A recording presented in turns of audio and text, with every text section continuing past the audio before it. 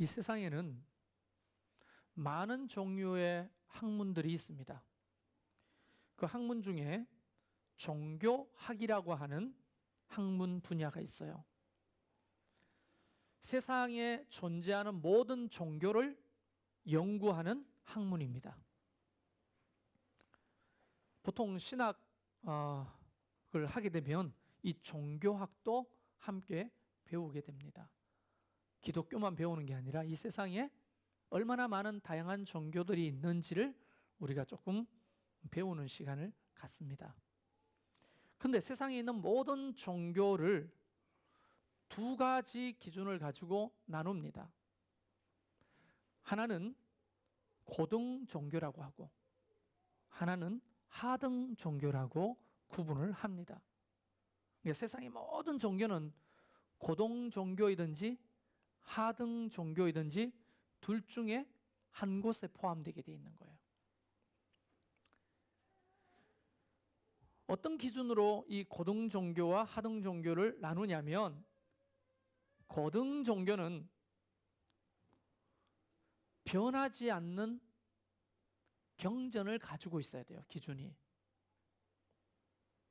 그리고 두 번째로는 고등 종교가 되려면 자기 비움, 자기 부인, 곧 윤리적이어야 한다는 거예요. 이게 하등 종교와 고등 종교를 나누는 굉장히 중요한 기준점입니다. 그러니까 하등 종교는 경전이 없어요. 그리고 교주의 말과 전통에 의존합니다. 자기 비움이 아니라 결국은 자기 체험을 가르쳐요. 그래서 비윤리적입니다.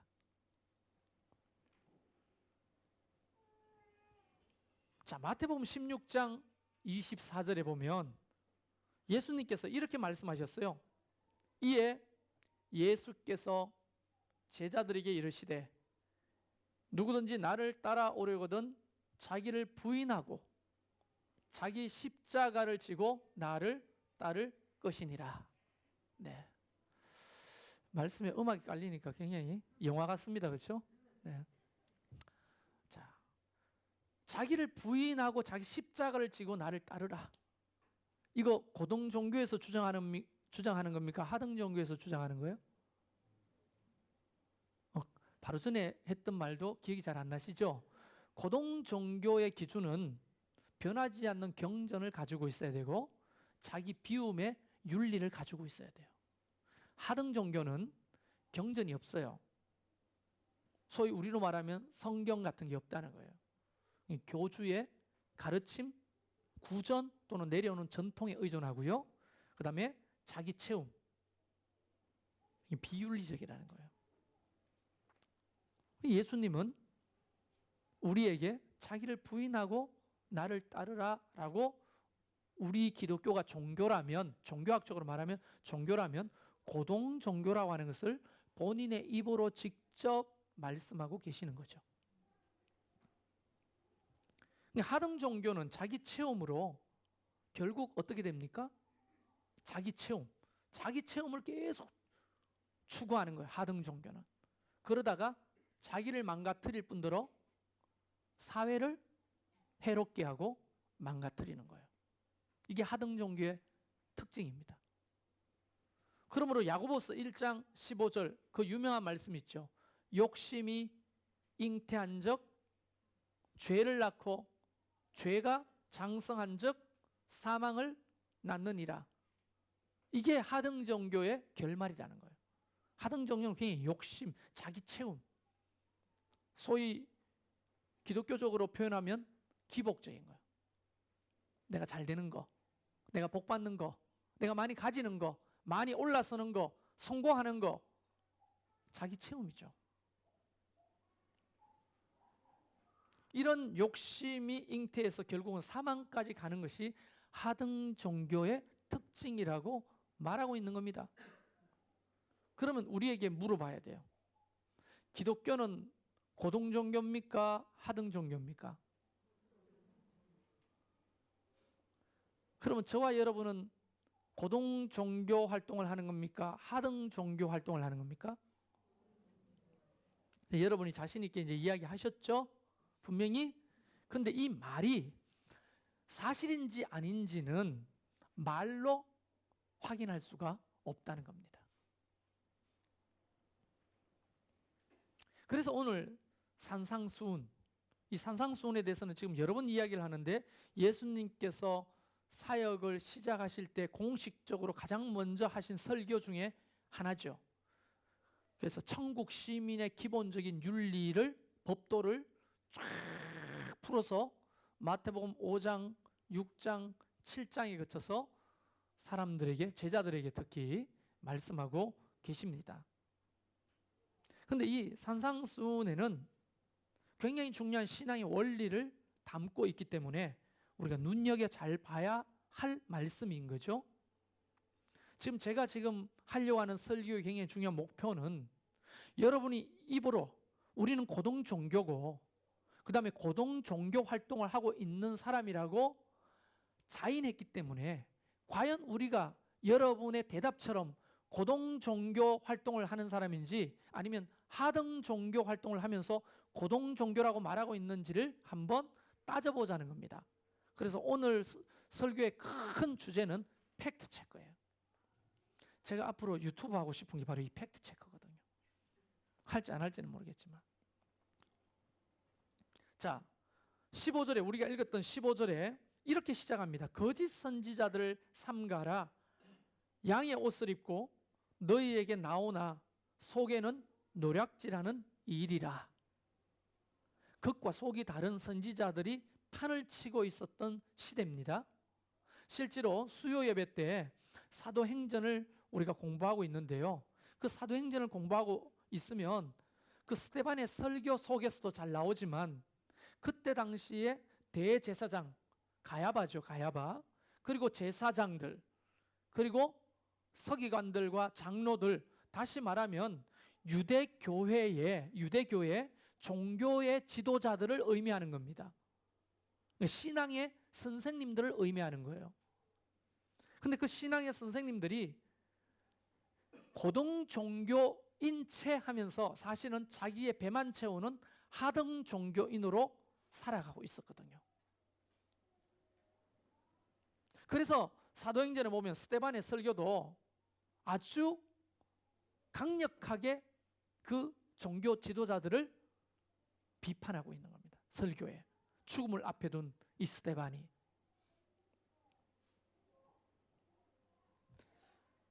이 거짓 선지자들이 판을 치고 있었던 그 시절에 당연히 예수님은 이런 말씀을 하실 수밖에 없었겠죠. 겉으로 보면 거룩한데 속은 일이야. 겉으로 보면 양인데 속은 일이야. 이런 거 있잖아요. 겉과 속이 다른 거죠. 겉으로는 고등 종교인데요 해놓고 속으로는 하등 종교 생활을 하는 사람들, 다를 바가 없잖아요. 겉으로는 십자가를 걸어놓고 교회인데 속으로는 하등 종교의 집단처럼 행동하는 교회가 얼마나 많겠습니까? 우리 교회가 그런 교회가 되면 안 되잖아요. 그때 당시에 예루살렘 성전을 중심으로 종교 지도자들이 그런 행동을 했기 때문에 주님은 그 사람들 향해 거짓 선지자라고 말하고 있는 겁니다. 거기에 미혹되지 말라고 말하는 거예요.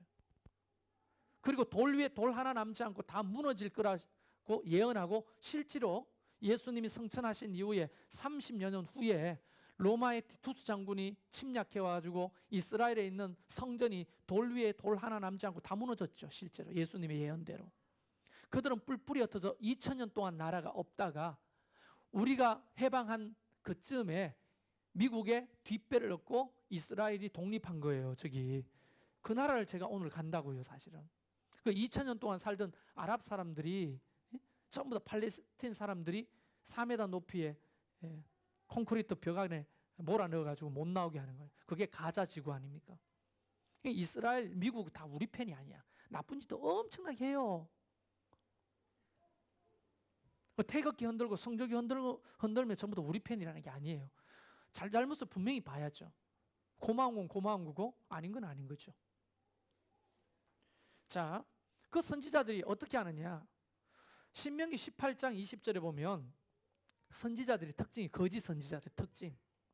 만일 어떤 선지자가 내게 전하고 명령하지 아니하는 말을 제 마음대로 내 이름으로 전하든지 다른 신들의 이름으로 말하면 그 선지자는 죽임을 당하니라. 이게 신명기 18장에 모세의 마지막 설교 중에 한 대목입니다. 자, 다시 말하면 거짓 선지자의 특징은 뭐냐면 명령하지 아니하는 말을 제 마음대로 전한다는 거예요. 하나님이 말씀하시지도 않은 이야기를 전한다는 거예요. 이게 거짓 선지자의 특징이고요. 두 번째 특징은 예레미야 23장에 보면 9절부터 22절까지 길기 때문에 다 읽지는 못하고요. 정리하면 이겁니다. 하나님의 뜻을 담대히 선포하지 않아. 거짓 선지자는. 그리고 자신들의 몸을 사려요. 그리고 백성들의 비유를 맞춰요. 이런 걸 읽고 목사가 이렇게 하면 되겠습니까? 안 되겠습니까? 목사에게도 구약의 선지자의 어떤 정신을 따라야 될 의무가 있는 거거든요.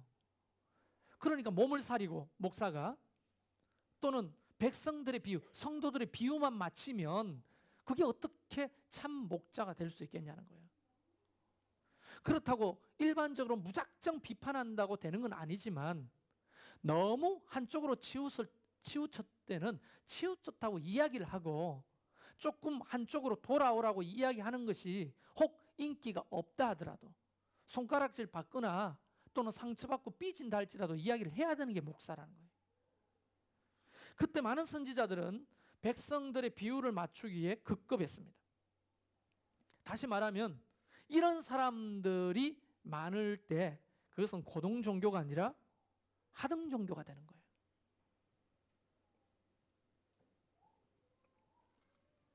그래서 주님은 우리에게 말씀하시는 거예요. 고등 종교의 굉장히 중요한 기준 중에 하나가 자기 비움. 좀 포괄적으로 말하면 윤리적이어야 한다는 거예요. 윤리적이어야 한다. 자, 우리는 구원파적 이단이죠. 구원파가 2단입니다. 구원파적 구원론에 익숙해 있어요. 왜냐하면 바울의 로마서의 이야기를 오해하기 때문입니다. 의인은 오직 믿음으로 말미암아 살고 구원은 믿음으로 말미암아 구원을 얻는다. 아, 나는 예수 그리스도를 믿으니까 나는 구원은 따놓은 당상이다. 이렇게 생각하는 거예요. 그런데 로마서를 기록하는 당시에 바울이 믿음을 강조했던 이유는 예수님이 하셨던 당시의 상황과 똑같아요. 하나님의 율법을 지키는 것만이 굉장히 중요하다고 강조했습니다. 그러니까 행하느냐 안 행하느냐. 그러니까 율법대로 행하면 믿음이 있고 율법대로 안 행하면 믿음이 없는 거야. 그 율법이 가리키는 기본 정신은 온데간데였고 해야 되는 거예요. 자, 밥 먹을 때 손을 씻어. 율법에 이렇게 돼 있어요. 그럼 손 안 씻고 배고파하고 손도 안 씻고 음식을 잡으면 그 사람은 믿음이 없는 거예요. 그 사람이 지금 동기가 어때요? 며칠 굶고 떡을 처음 봤어. 그러면 수도가에 가 손을 먼저 씻겠어요? 떡에 손이 먼저 가겠어요? 그들의 마음이 뭐예요? 너무 배가 고프잖아요. 그런데 너무 배가 고픈 나머지 손을 씻어야 된다고 하는 것을 까맣게 잊고 떡에 손이 먼저 갔어. 하나님이 그거를 너 율법 어겼어 나쁜 놈 이렇게 말씀하시지 않는다는 거예요. 하나님은 언제나 사람의 뭘 봐요? 중심을 보거든요. 그런데 그때 당시에 종교 지도자들은 바울이 활동할 당시에 종교 지도자들은 이거를 했냐 안 했냐 요거 이원론적으로만 구분했다는 거예요. 그래서 바울은 강조하는 거지. 너무 치우쳤다. 이걸 행해야 된다 하니까 그런 행위로 구원받는 게 아니라 믿음으로 구원받는 거다. 이걸 강조하는 거예요. 행위가 필요 없다는 말이 아니고 구원파는 이걸 강조하는 거지. 너 몇 월 며칠 날 예수님을 영접했냐? 세례 받았냐? 예. 그럼 구원받았겠네. 아멘. 그럼 너 죽어도 천국 가. 아멘. 그럼 지멋대로 사는 거야. 그게 하등 종교처럼 보여요? 고등 종교처럼 보여요? 하등 종교처럼 보이잖아요. 윤리와 그 윤리, 하나님의 말씀대로 살려고 하는 윤리가 그 속에 없잖아요. 그래서 야고보는 행함이 없는 믿음은 죽은 것이라고 하는 거예요. 그래서 신학에서도 바울의 주장과 야고보의 주장이 배치가 되잖아요. 모순이 생기잖아요. 한쪽에는 행함이 없는 믿음은 죽은 거라고 하고, 바울은 행함으로 구원받는 게 아니고 믿음으로 구원받는, 누구 말이 맞냐고요. 근데 그 신학의 깊이가 없어서 그런 거예요. 성경을 가만히 읽어보면 이 두 이야기는 전혀 반대되는 이야기가 아니라는 거예요. 이게 오늘 주제는 그게 아니기 때문에 좀 넘어가겠습니다. 나중에 기회가 되면 해봅시다. 그러면 고등 종교의 굉장히 중요한 기준이 윤리적이라고 자기 비움이라고 말한다면, 오늘 16절과 20절에는 예수님이 그걸 이렇게 표현하고 계신다는 거예요. 16절에 이렇게 말씀하십니다. 그들의 열매로 그들을 알지니. 이게 고등 종교인지 하등 종교인지 뭘 보고 안다고요? 열매를 보고 안다는 거예요. 그리고 20절에도 그러므로 그들의 열매로 그들을 알리라. 열매를 보신다는 거예요. 열매. 그럼 열매가 중요하겠죠? 이 열매는 뭘 말하는 것일까요? 열매는 헬라어로 말하면 카르포스라는 말을 씁니다. 카르포스. 이 카르포스라는 의미는 사람의 행위를 묘사하는 은유예요. 그렇기 때문에 우리의 삶의 형태를 열매로 본다는 거죠.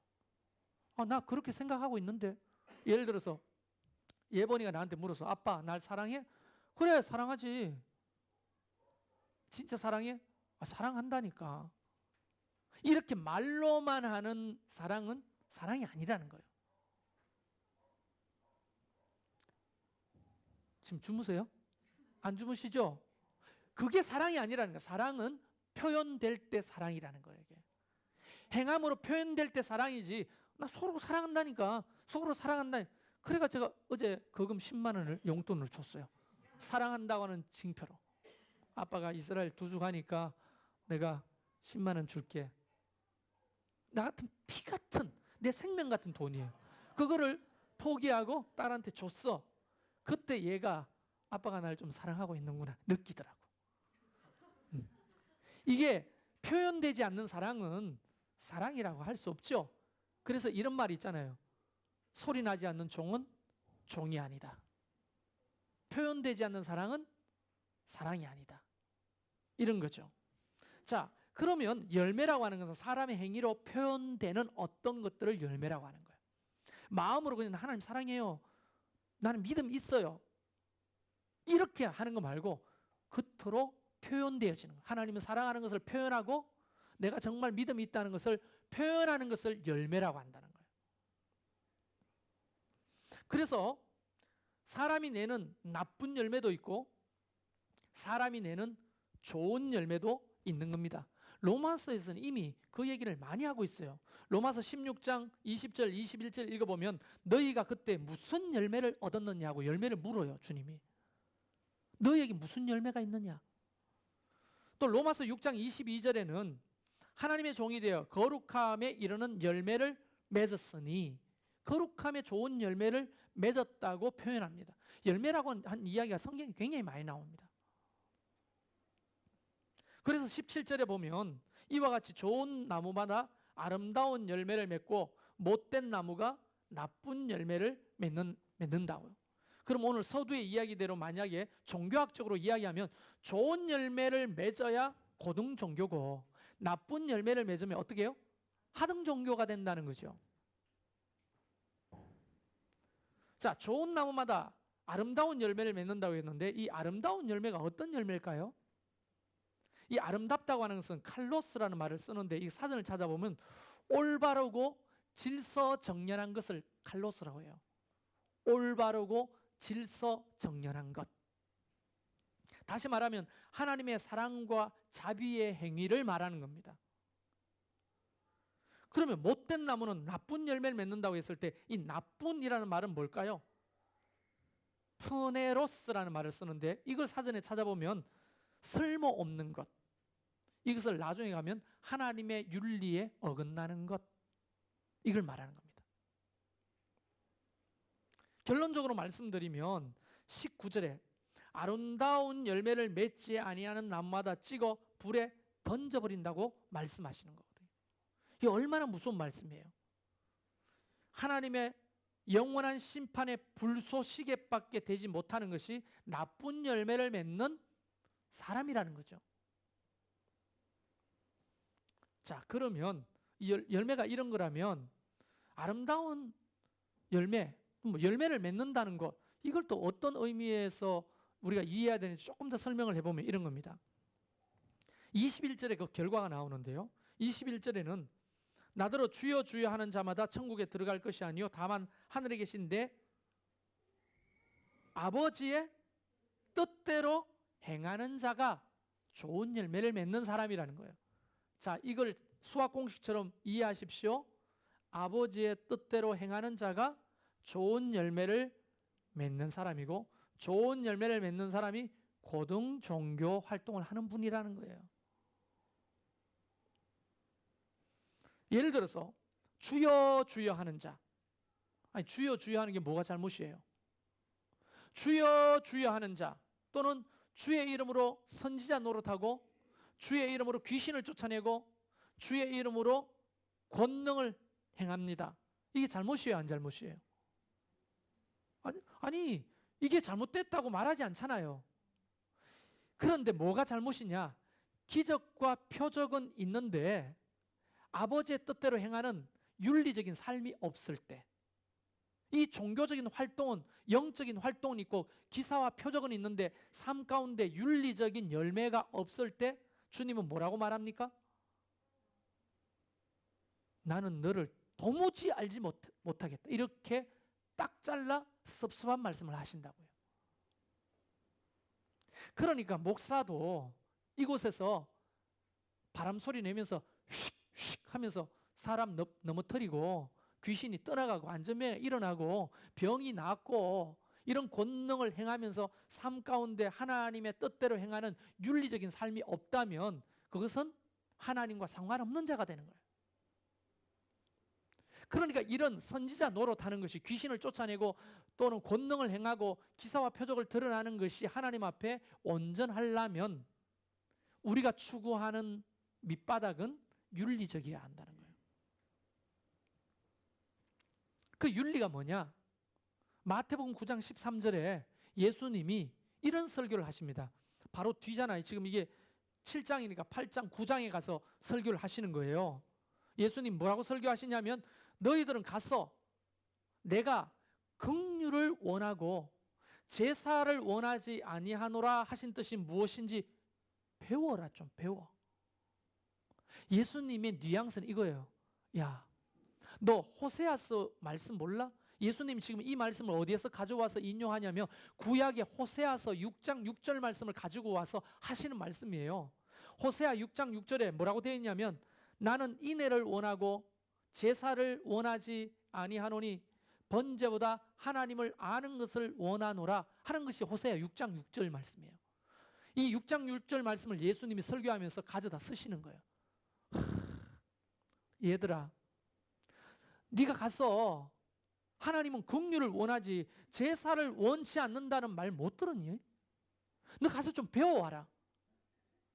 맨날 소, 양 가져와가지고 하나님 앞에 제사 드리면서 하나님 용서해 주세요, 하나님 고쳐주세요, 하나님 복 주세요, 이럴 게 아니고 제사 드리는 그 장소에서 벗어나서 가서 어디로?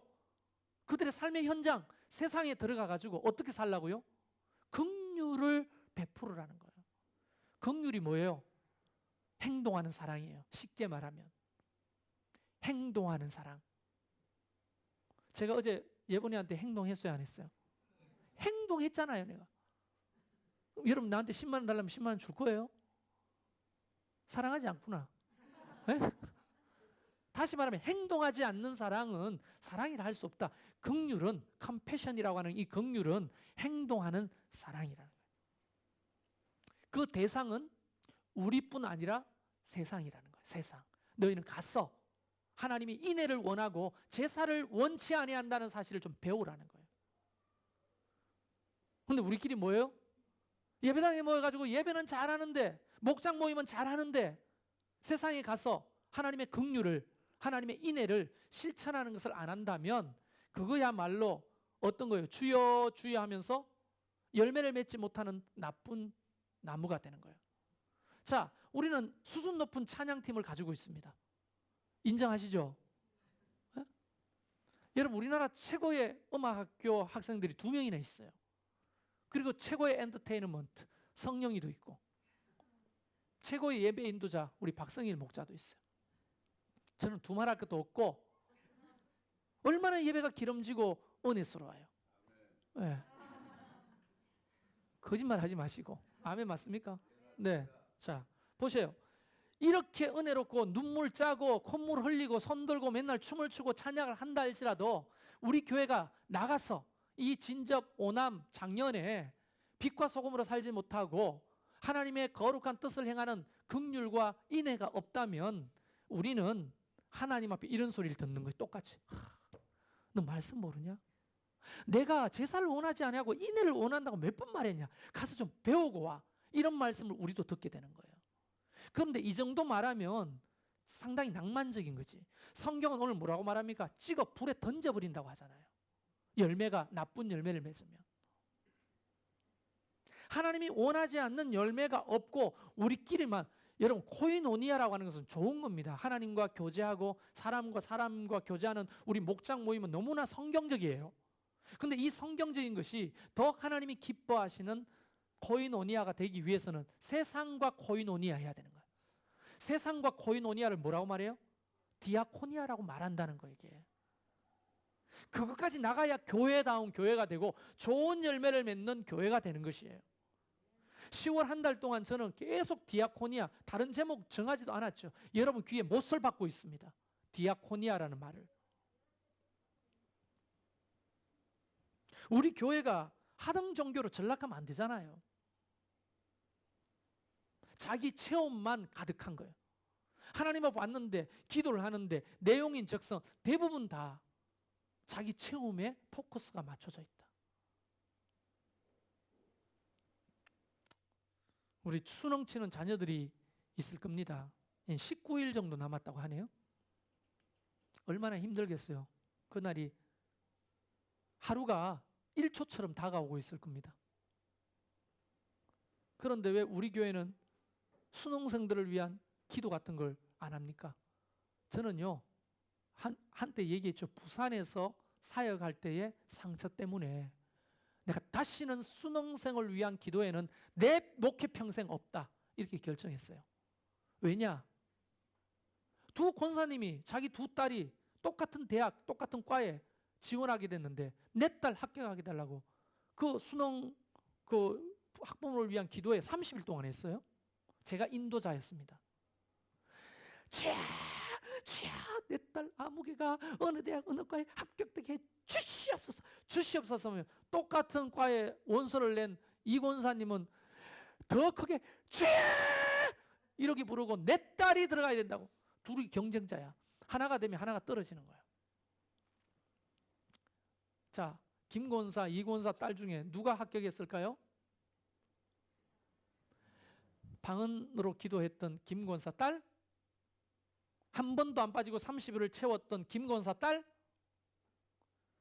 기도에 한 번씩 나왔지만 나올 때마다 열정을 불태웠던 이 권사 딸, 누가 합격했을까요? 둘 다 떨어졌어요. 왜? 공부를 안 했거든요. 여러분, 수능은요, 공부 열심히 하는 자가 합격돼야 그게 공정입니다. 아시겠어요? 하나님 앞에 하나님 문제 보여주세요. 답 보여주세요. 이렇게 기도했을 때 보여줄 수 있어요. 하나님은. 왜? 전능하시니까. 하나님은 전능하시기 때문에 반드시 그렇게 보여주실 수 있지만 그렇게 잘 안 하십니다. 그러니까 예인이가 열심히 기도해야 되는 거예요. 그러면 보여주실까? 안 보여주시지. 열심히 기도하고 내 머리의 용량만큼 시험에 합격하는 거예요. 열심히 해야 되는 거죠. 이런 기복적인 거예요. 다 자기 딸 아들 합격해달라고 하는데, 자 생각해 보세요. 자, 우산 장사가 우산 팔려면은 뭐가 와야 되고? 비가 와야죠. 그래서 하나님 앞에 맨날 뭐라고 기도할까요? 소금 장사는 비 오면 돼요, 안 돼요? 가마떼기에 들어있는 소금이 다 녹잖아요. 비 안 오게 해달라고 합니다. 하나님은 누구의 기도를 들어주실까요? 자기 체험을 위한 기도는 절대로 들어주지 않는다는 거예요. 이게. 그냥 교회가 모여가지고 기도하고 하는데 전부 다 자기 체험에 포커스가 맞춰져 있다면 그거야말로 하등 종교고, 그런 우리는 하나님을 하등 종교의 신으로 끄집어내리는, 어떻게 보면 하나님을 아주 만홀히 여기는 그런 죄를 범하는 거예요. 주님은 긍휼을 행하고 인애를 행하는 좋고 아름다운 열매를 맺기를 원하신다는 거예요. 그래서 순응자들을 위해서 저는 뭐라고 기도하느냐? 하나님, 떨어져도 감사, 합격해도 감사. 그리고 떨어졌다면 이 기회가 또다시 도약하는 징검다리게 해달라고. 그 고난 속에서 인생의 쓴맛을 배우고 내면이 강해지는 아이가 되게 해달라고. 이 떨어진 것 때문에 주님을 더 붙들고 기도하는 영적인 아이가 해달라고. 그러면 떨어지는 게 복이겠어요, 아니겠어요? 떨어지는 게 복이에요, 정말. 그래서 제가 떨어졌잖아요.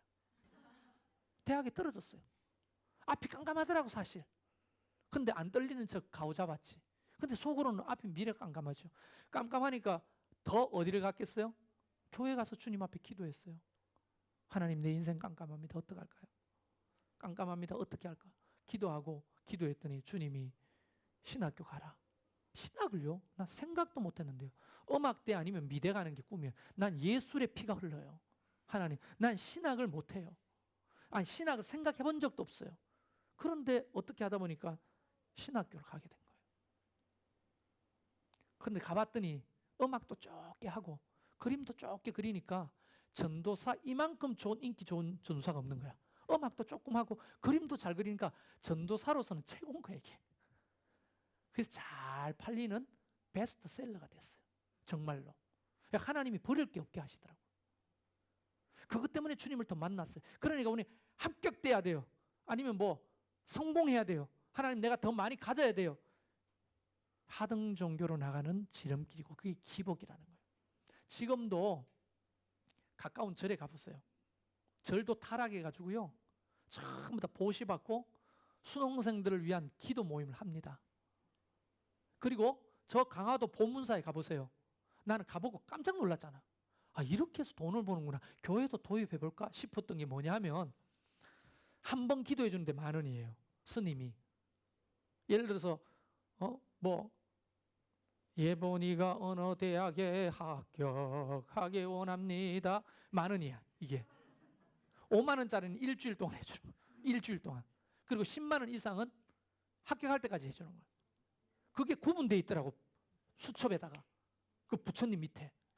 야, 이거 교회에서 하면 대박 나겠는데, 이거. 여러분, 교회도 사실은 그렇게는 하지 않지만 거의 흡사한 자기 체험의 기준을 가지고 하나님 앞에 구하고 있다면 이게 하등 종교가 아니고 뭐냐는 거예요. 사실 불교도 굉장히 윤리적이거든요. 그래서 고등 종교라고 사회 종교학에서는 분류를 해놓고 있지만, 타락하면 고등 종교도 무슨 종교가 돼요? 하등 종교가 되는 거예요, 기독교도. 자, 그러면 우리가 좋은 열매를 맺어야 된다면 어떻게 맺어야 되는가? 예수님께서 요한복음에서 너무나 적나라하게 그 이야기를 하고 계셔요. 자, 요한복음 15장 4절 읽어보면, 요한복음 15장의 주제는, 여러분 시험 공부 안 하세요? 퀴즈 대회? 요한복음 15장의 주제가 뭐예요? 포도나무 비유잖아요. 포도나무 비유. 예? 여러분 공부 안 하시는군요. 이 문제를 꼭 내야 되겠어요. 15장에 관련된 문제를. 자, 15장은 주님이 포도나무 비유를 하신 거예요. 나는 포도나무요, 너희는 가지니. 이 말씀이 나오는 거예요. 그런데 그 말씀에 보면 4절에 내 안에 거하라. 나도 너희 안에 거하니라. 가지가 포도나무에서 붙어있지 아니하면 스스로 열매를 맺을 수 없음같이 너희도 내 안에 있지 아니하면 그러하니라. 자, 포도나무의 가지가 붙어 있을 때 포도 열매를 맺잖아요. 떨어져 있으면 열매를 맺어요, 안 맺어요? 안 맺죠. 그러면서 그 비유를 하면서 너희도 똑같다. 내한테 붙어 있으면 좋은 열매를 맺을 거고 떨어져 있으면 아무것도 할 수 없다. 이렇게 말씀하시는 거예요. 자, 5절에 나는 포도나무요 너희는 가지라. 그가 내 안에 내가 그 안에 거하면 사람이 열매를 많이 맺나니 나를 떠나서는 너희가 아무것도 할 수 없느니라. 왜 아멘 안 하세요? 붙어본 적이 없으니까. 주님 안에 거한다는 게 뭐예요? 영적인 합일 아닙니까? 뭐라고요? 영적인 합일. 영적인 합일인데 영적인 합일을 할 수 있는 방법이 뭐예요? 그게 아주 심플한 거예요. 기도예요. 그게. 성경에는 그것을 기도라고 가르치고 계시는 거예요. 그 기도하지 않으면 주님과 합일될 수가 없고 주님과 붙어 있지 않으면 열매를 맺을 수가 없는 거예요. 그래서 우리가 디아코니아적 삶을 살거나 교회가 디아코니아적 교회가 되려면 기본적인 사역이 뭐여야 돼요? 기도가 돼야 되는 거예요. 기도 없이는 교회가 아무것도 못합니다. 기도 없이 디아코니아적 삶을 살면 그게 무슨 단체가 돼요? 구호단체가 되고 마는 거예요. 구호단체. 세상에 구호단체가 얼마나 많아요. 기도하지 않고 하는 구호단체. 하나님이 우리 교회를 구호단체로 부르신 게 아니거든요. 주님의 뜻 가운데서 그들에게 긍휼과 자비를 베풀어야 되는 거예요. 주님의 뜻 가운데서. 그러려면 우리는 모르잖아 그게 뭔지요. 그러니까 주님께 붙어 있으면 자동으로 아는 거예요. 깨닫게 하는 거예요.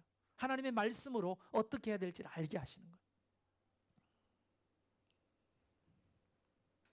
자신의 열정만으로 열매를 맺을 수가 없습니다. 성경은 단호하게 말합니다. 아무것도 할 수 없다.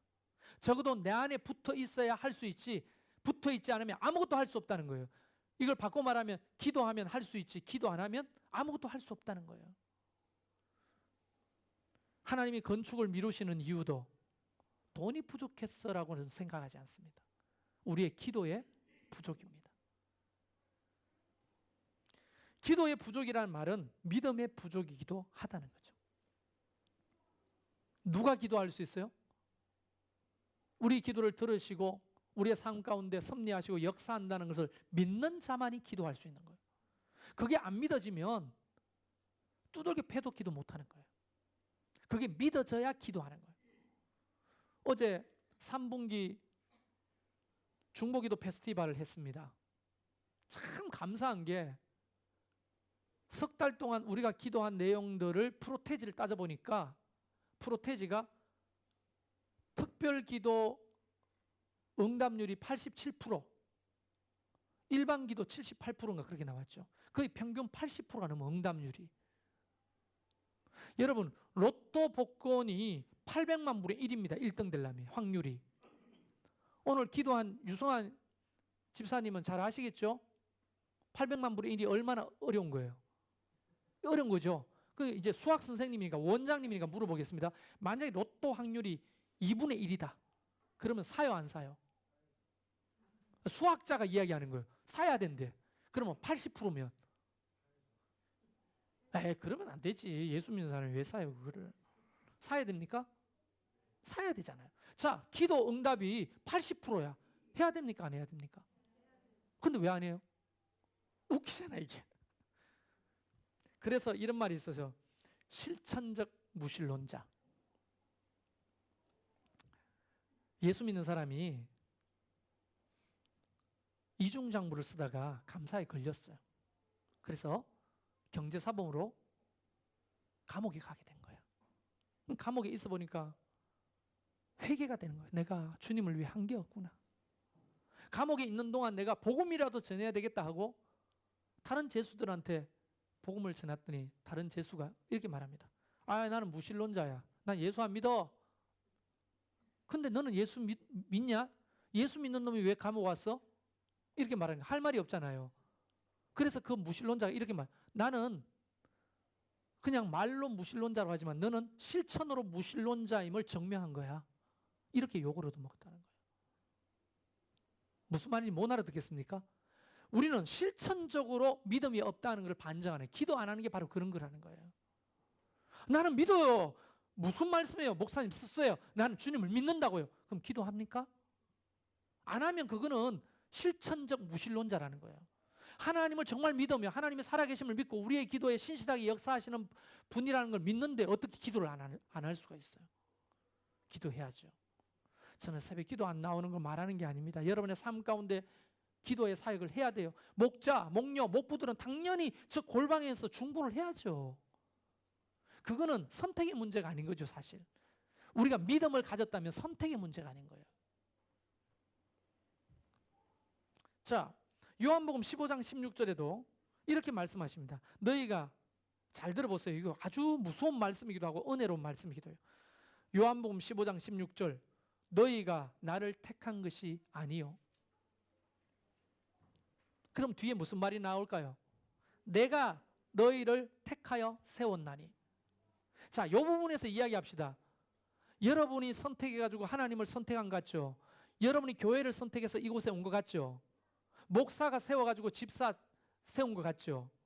아니라는 거예요. 너희가 선택한 것이 아니라 내가 너희를 택하여 세웠다고 말씀하시는 거예요. 주체가 하나님이십니다. 그리고 뒤에 이런 말씀이 있어요. 이는 왜 세웠느냐? 내가 왜 택하고 왜 세웠느냐?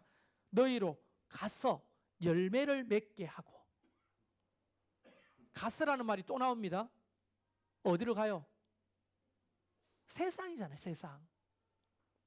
세상에 가서 열매를 맺게 하고 또 너희 열매가 항상 있게 하여 내 이름으로 아버지께 무엇을 구하든지 다 받게 하려 함이라.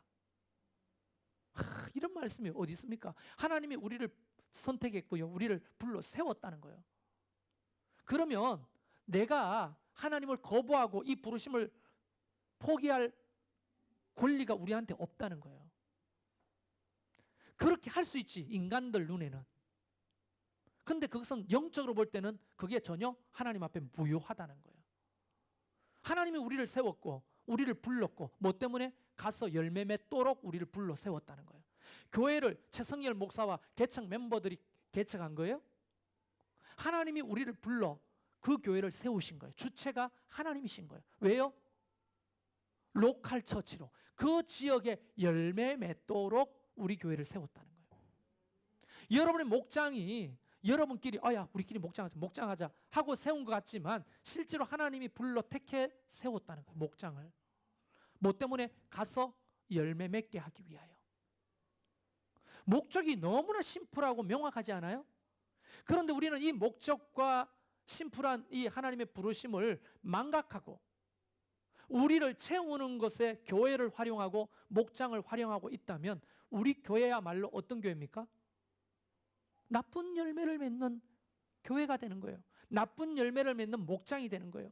그런 목장과 교회는 잘라서 불에 던진다고 분명히 말씀하고 계시잖아요. 그러니까 제가 한 달 동안 열을 내가지고 이렇게 간절하게 떠드는 이유를 여러분이 아셔야 되는 거예요.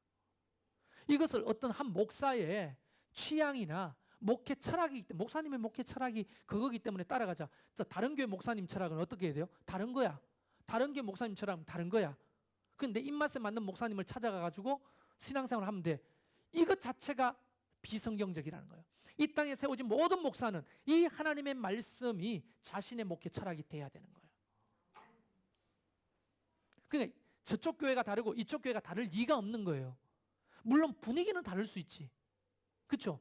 그리고 뭐 여러 가지 하는 예배의 형태나 또는 뭐 더 강조점을 두는 데는 다를 수 있지만 실제로 교회의 목표는 다 이 말씀이어야 한다는 거예요. 세상에 가서 열매 맺어야죠. 그래서 내년부터 하려고 하는 게 뭡니까? 디아코니아적 교회로 우리가 돌아가는 거예요. 전환하는 게 아닙니다. 변화되는 게 아닙니다. 다시 돌아가는 거예요. 본래 그걸로 돌아가는 거예요. 여러분의 목장이 그걸로 돌아가도록 지금부터 기도하고 준비하셔야 되는 거예요. 그러기 위해서 제가 이스라엘 갔다가 돌아오는 주 11월 그 다음 주 11월 10일부터 우리가 같이 공부하는 거예요. 그럼 어떻게 하지?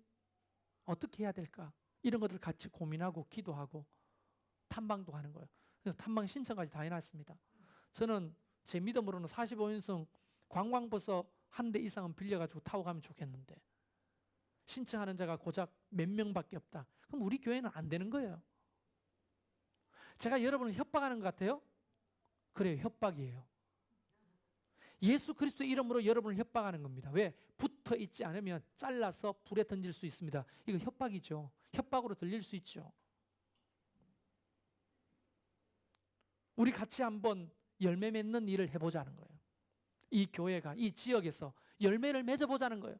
노인을 위해서 일하고, 아이들을 위해서 일하고, 주부들을 위해서 일하고, 청소년들을 위해서 일하고, 가난한 자들과 병든 자들을 위하고, 이 지역에 있는 수많은 외국인 노동자들을 위해서 우리가 뭔가 할 수 있는 일이 있지 않겠어요?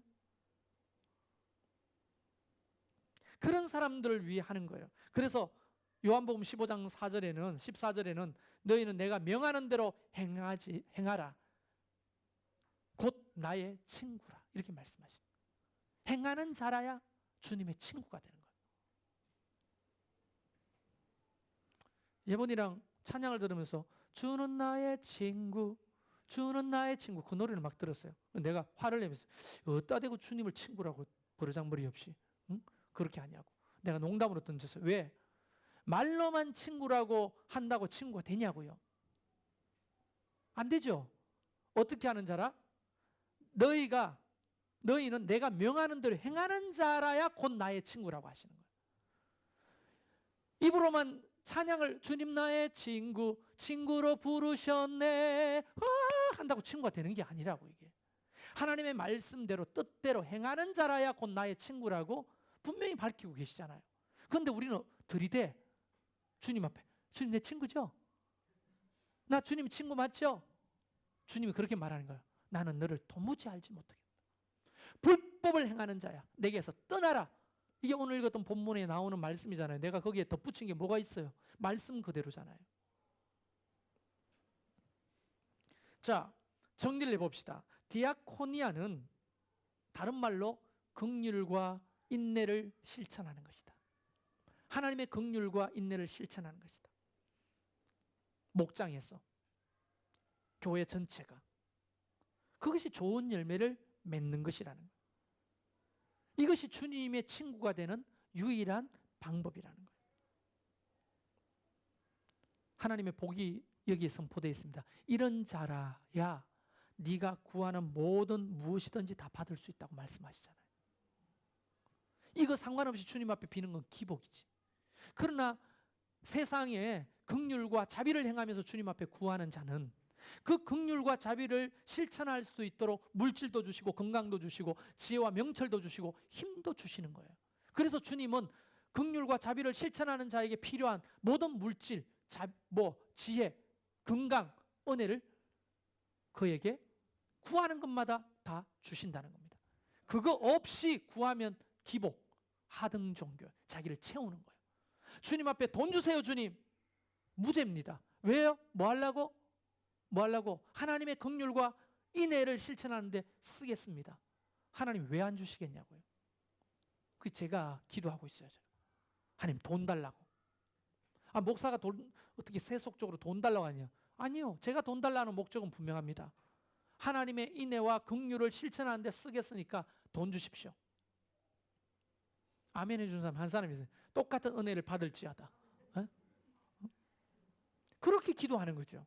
그냥 하나님 집 사야 됩니다. 땅 사야 됩니다. 빌딩 올려야 됩니다. 자식들한테 물려줘야 됩니다. 하나님 돈 주세요. 하나님이 어떻게 주시겠냐고요. 하나님이 안 줘도 마귀가 줄 수 있어요. 근데 그것은 결국은 우리를 패망의 길로 이끄는 악이 될 겁니다. 여러분 마태복음 7장을 쭉 읽어보면 눈치 빠른 사람은 금방 알았겠지만 굉장히 대조적인 두 가지를 이야기하고 있잖아요. 두 길, 좁은 길, 넓은 길. 그 다음에 좁은 문, 하나 말하면 여러분이 이야기해야지. 좁은 문, 넓은 문. 두 종류의 선지자가 있죠.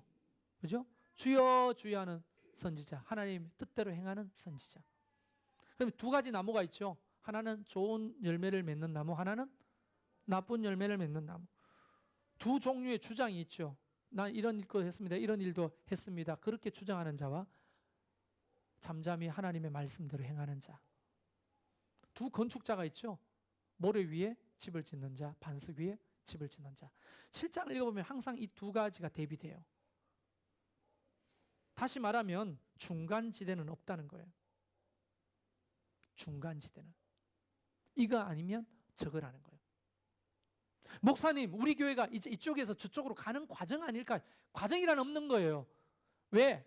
헌신과 결단을 통해서 이것을 선택하는 것만 있지, 좁은 길로 가다가 넓은 길로 가거나 넓은 길로 가다 보면 좁은 길이 나오는 게 없다는 거예요. 처음부터 선택해서 걸어야 된다는 거예요. 좁은 길이든지 넓은 길이든지, 처음부터 모래 위에 짓든지 반석 위에 짓든지, 중간 지대는 없는 거예요. 진리는 진리이기도 하고 비진리이기도 한 건 없습니다. 그래서 우리 교회가 어디에 속해 있었습니까? 고등 종교입니까? 하등 종교입니까? 이제는 솔직하게 말해보세요.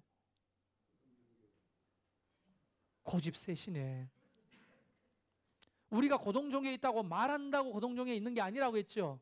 우리 교회는 목사인 제가 볼 때 정말로 하나도 붙이지 않고 보면 우리는 하등 종교로 내려가고 있어요. 그거를 목사가 두 눈을 뜨고 보는데 절반은 제 책임이고 절반은 여러분 책임이라고 봐야 되지 않겠습니까? 이제 회개하고 우리 교회가 적어도 고등 종교로 가야죠. 주님이 말씀하시는 좋은 열매를 맺는 쪽으로 가야죠. 세상으로 가서 하나님의 친구가 돼야죠. 하나님의 긍휼과 인애를 실천하는 저와 여러분이 되기를 주의 이름으로 축원합니다. 할렐루야. 그렇게 해봅시다. 처음부터 막 내년부터 큰일 났나 보다 이렇게 생각하지 마세요. 우리가 할 수 있는 것부터 할 수 있는 양만큼 조금씩 해가다 보면 그게 잘 맞는 옷처럼 우리 몸에 잘 맞아지면 이제 하나씩 섬기다 보면 세상에 좋은 소문이 나겠죠. 그 교회는 우리 동네에 꼭 있어야 될 교회다 하면서 그들이 전도 안 해도 난 이 교회 다녀보고 싶다 라고 주님 앞에 돌아와 구원의 역사도 이루어질 줄로 믿습니다.